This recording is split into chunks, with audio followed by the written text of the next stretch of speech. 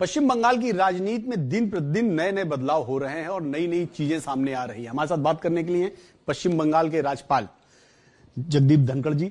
जगदीप जी, मेरा पहला सवाल यही है, क्योंकि आप पश्चिम बंगाल में काफी दिनों से काम कर रहे हैं, लेकिन कई बार ऐसा देखने को मिला, आपको भी विरोध झेलना पड़ा, राजनीतिक विरोध झेलना पड़ा। और कल जो जिस तरह से घटनाएं देखने को मिली पश्चिम बंगाल में, जिसको लेकर आपने संज्ञान भी लिया और आपने चीफ सेक्रेटरी और डीजीपी से उस पर रिपोर्ट भी तलब की, क्या आपको लगता है कि किसी लोकतांत्रिक प्रदेश में ऐसी व्यवस्था और ऐसी स्थिति होनी चाहिए? कल का दिन प्रजातांत्रिक व्यवस्था के लिए बहुत बड़ी चुनौती था। खासतौर से प्रातः से ही डीजीपी और सीएस को मैंने आगाह किया था। राजनीतिक गतिविधि का किसी भी प्रांत में न होना प्रजातंत्र पर कुठाराघात है। पश्चिम बंगाल में मैं लगातार देख रहा हूं कि अपोजिशन पॉलिटिकल एक्टिविटी को रिप्रेसिवली क्विल किया जाता है, उनको कोई स्पेस नहीं है। और इसका एक मूलभूत आधार यह है कि जो सरकारी तंत्र है, police and administration, they are acting like political workers. They are acting not only as political workers, acting as frontline political workers. तो इस प्रकार का गतिविधि होना राज्यपाल के लिए चिंताजनक इसलिए है कि राज्यपाल का उत्तरदायित्व है to preserve, protect and defend constitution.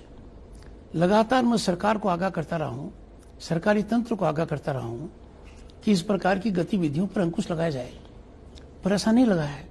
और यही हाल पॉलिटिकल वायलेंस का है, पॉलिटिकल वेंडेटा का है, पॉलिटिकल किलिंग्स हैं और लगातार बढ़ती जा रही हैं। तो हालात इतने भयावह हो गए हैं, इतने चिंताजनक हो गए हैं कि आपके मौलिक अधिकारों की सुरक्षा के लिए, मानवीय अधिकारों की सुरक्षा के लिए, राजनीतिक गतिविधि करने के लिए you have to be on the right side of ruling party.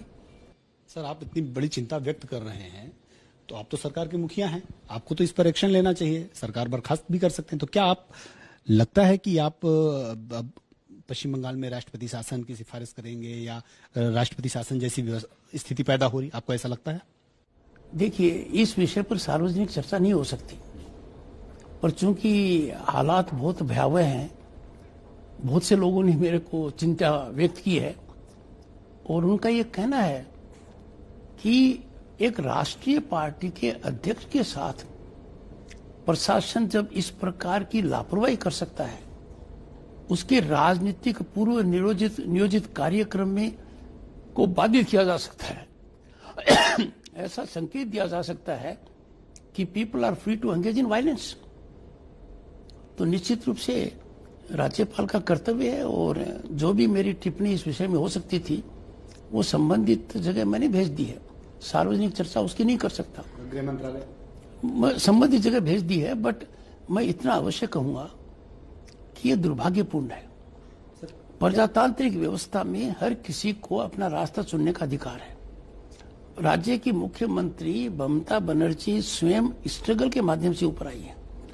आप प्रजातांत्रिक व्यवस्था में अपोजिशन को पॉलिटिकल स्पेस नहीं दोगे और अपोजिशन को पॉलिटिकल स्पेस इस टर्म्स एंड कंडीशन पर दोगे कि वो रूलिंग पार्टी के माफिक हो, तो फिर प्रजातंत्र कहां रह गया? ये चिंता मैं व्यक्त करता रहा हूं। अक्सर देखने को मिला है कि टीएमसी की तरफ से और पश्चिम बंगाल की मुख्यमंत्री की तरफ से सीधे आरोप ये लगते रहे कि आप खुद एक पॉलिटिकल वर्कर की तरह काम कर रहे हैं। देखिए, मैंने आरोप नहीं लगाए हैं, मैंने स्थिति का सही आकलन कर उनको बताया है।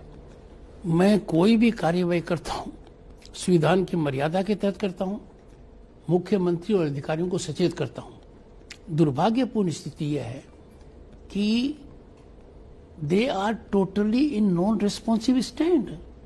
प्रशासन और पुलिस पूरी तरह से पॉलिटिकल स्टांस में है। They are acting like extension of the political party. ये कैसे हो सकता है? बिना मुख्यमंत्री की सह के चीफ सेक्रेटरी और डीजीपी राज्यपाल को कुछ कह ही नहीं सकते। यदि ये गवर्नेंस का आलम है, then surely democratic values are being capsized. तो फिर सर, देर किस बात की है? राज्यपाल के पास बहुत सारे अधिकार होते हैं, वो राष्ट्रपति के बिहाफ पे काम कर रहे होते हैं किसी राज्य में, तो फिर देर किस बात की? राष्ट्रपति जी से आप क्यों नहीं सिफारिश करते हैं जब कोई सरकार लोकतांत्रिक तरीके से काम नहीं कर रही है? तो मेरे इस विवेकपूर्ण कदम का सार्वजनिक चर्चा होना किसी भी तरीके से सही नहीं है। लेकिन सर किसी राज्य में लगातार हत्याएं होती हों, पॉलिटिकल हत्याएं होती हों, राज्यपाल को किसी यूनिवर्सिटी के गेट पे खड़ा करके 2-2 4-4 घंटे बंधक बनाया दिया जाए, एक बहुत ही बड़ी पॉलिटिकल पार्टी जो भारत की सबसे बड़ी पॉलिटिकल पार्टी उसके राष्ट्रीय अध्यक्ष को की गाड़ी पर हमले हो जाएं, राष्ट्र गृह मंत्री या पूर्व अध्यक्ष थे जब अमित शाह जी, उनके हेलीकॉप्टर को उतरने की परमिशन न दी जाए, तमाम ऐसे मामले जो सामने आप देख रहे हैं, ऐसे में तो किसी राज्य सरकार के लिए बहुत बड़ा सवाल खड़ा होता है और आपके लिए तो बहुत बड़ी चिंता का विषय है कि आपको संविधान की रक्षा भी करनी है। मेरे लिए चिंता का विषय है और सरकार के लिए चिंतन का विषय है। इस प्रकार का सीन किसी भी तरीके से does no credit to us. माननीय मुख्यमंत्री जी ने जो कल किया और वीडियो मैसेज वायरल हुआ, मुझे उम्मीद नहीं थी। बंगाल के कल्चर पर इतना बड़ा कुठाराघात करना, बंगाल की आत्मा को चोट दी है उन्होंने। बहुत से लोगों ने मुझे कहा कि माननीय राज्यपाल, एक राज्य की मुखिया इस प्रकार का आचरण सार्वजनिक रूप से कैसे कर सकती है। मैंने लोगों की भावनाओं को कदर करते हुए मुख्यमंत्री जी से अनुरोध किया है, प्लीज विड्रॉ योर वीडियो। आपने कोई बात भी की मुख्यमंत्री जी से? मैंने उनको सार्वजनिक रूप से रिक्वेस्ट किया है। I have tweeted also, withdraw this video. ये वीडियो पश्चिम बंगाल के कल्चर के एसेंस को खत्म कर रहा है, ये बहुत लोगों को रुला रहा है। इस प्रकार का कृत्य हम कभी कर ही नहीं सकते हैं। और दूसरा, मुख्यमंत्री का बार बार ये कहना बाहरी, मैं तो आश्चर्यचकित हूं। आपको भी बाहरी कहती हैं? नहीं, वो किसी को कहे चाहिए, भारतीय संविधान को पढ़ना चाहिए। प्रेमबंध में लिखा है we the people of India. वो किस बात के लिए बाहरी कह रही हैं, क्यों कह रही हैं? ये विकृत मानसिकता आ कहां से गई? राजनीति की पुरानी खिलाड़ी हैं, केंद्र में मंत्री रही हुई हैं।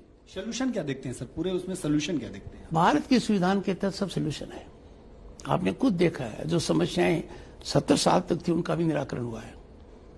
लेकिन अभी तो मैं आशावादी हूं। मैं उम्मीद करता हूं कि कल की घटनाक्रम पर माननीय मुख्यमंत्री चिंतन करेंगे। उनको महसूस होगा कि ऐसी राजनीतिक गतिविधि में इस प्रकार का अंकुश लगाना, इस तरीके से बाधित करना, सरकारी तंत्र का इतना बेलापरवाह होना बर्दाश्त नहीं हो सकता। और मैं मानकर चलता हूं कि वो सुधार लाएंगे। लेकिन सर ये बातें तो मैं आप काफी दिनों से सुन रहा हूं कि आपने कहा कि सुधार लाएंगे, लेकिन सुधार तो होता दिख नहीं रहा। आप तो चुनाव महज 4 महीने 5 महीने बाकी रह गए। आपके लिए तो बड़ी समस्या होगी कि चुनाव भी ठीक से संपन्न कराना। सबसे बड़ी चुनौती है कि 2021 का चुनाव कानून के हिसाब से हो, नियमानुसार हो, संविधान के अनुरूप हो। और ऐसा न होना प्रजातंत्र के लिए बहुत बड़ा खतरा है। हर चुनाव पश्चिम बंगाल की छवि के ऊपर एक दाग लगाता रहा है कि elections here are held that are accompanied by violence, rigging, unfair procedures। मैं पश्चिम बंगाल की जनता को आश्वस्त करना चाहता हूं, वो नाउम्मीद न हो। 2021 के चुनाव को फेयर करने के लिए, नॉन वायलेंट तरीके से संपन्न कराने के लिए राज्यपाल की हैसियत से मैं कोई कसर बाकी नहीं रखूंगा।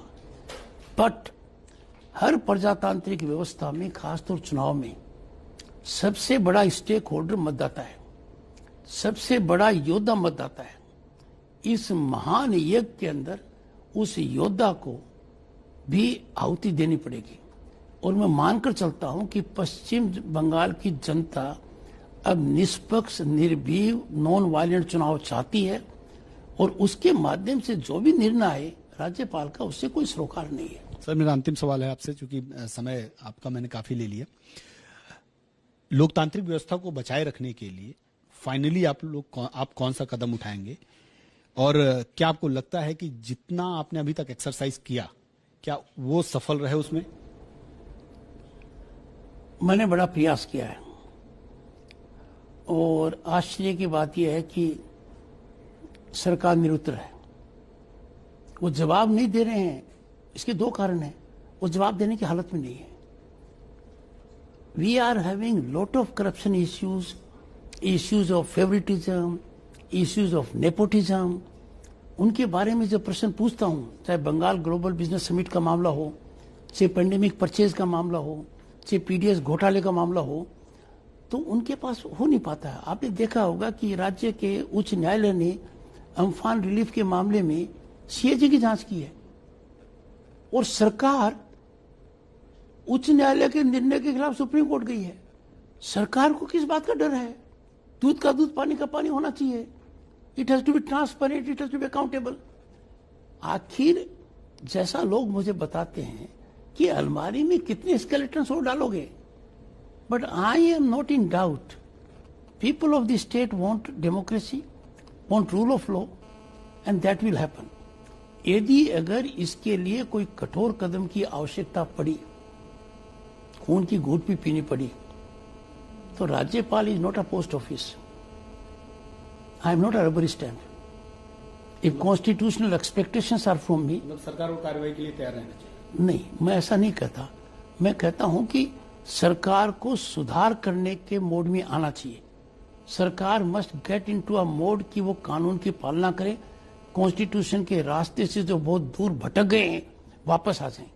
यही प्रजातंत्र के लिए अच्छा है, यही जनता के लिए अच्छा है, और यही राज्यपाल और मुख्यमंत्री के लिए अच्छा है। मैं मानकर चलता हूं कि मुख्यमंत्री चिंतन करेंगे, सोच करेंगे।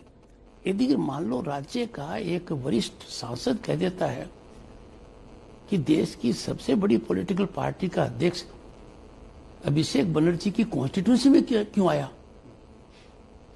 इससे बड़ी चिंता का कोई कारण हो सकता है क्या? ठीक है, अभिषेक बनर्जी यंग सांसद हैं, लोगों की दृष्टि में महत्वपूर्ण है, अपनी पार्टी के लिए अत्यंत महत्वपूर्ण है, पर उन्होंने जो शब्दावली का उपयोग कर दिया वो निंदनीय है। He should have been careful, he must take note of his age, he is too young to make such a comment.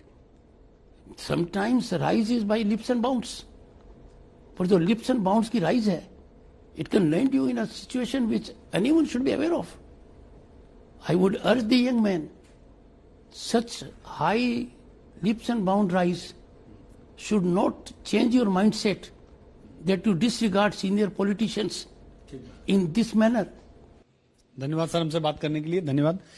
राज्यपाल जगदीप धनखड़ जी थे, साफ तौर पे कह रहे हैं कि संविधान की रक्षा के लिए और प्रजातांत्रिक व्यवस्था बनाए रखने के लिए जो भी महत्वपूर्ण कदम उठाने होंगे राज्यपाल के नाते वो उठाएंगे और प्रयास होगा कि सरकार अपने आप में बदलाव लाए।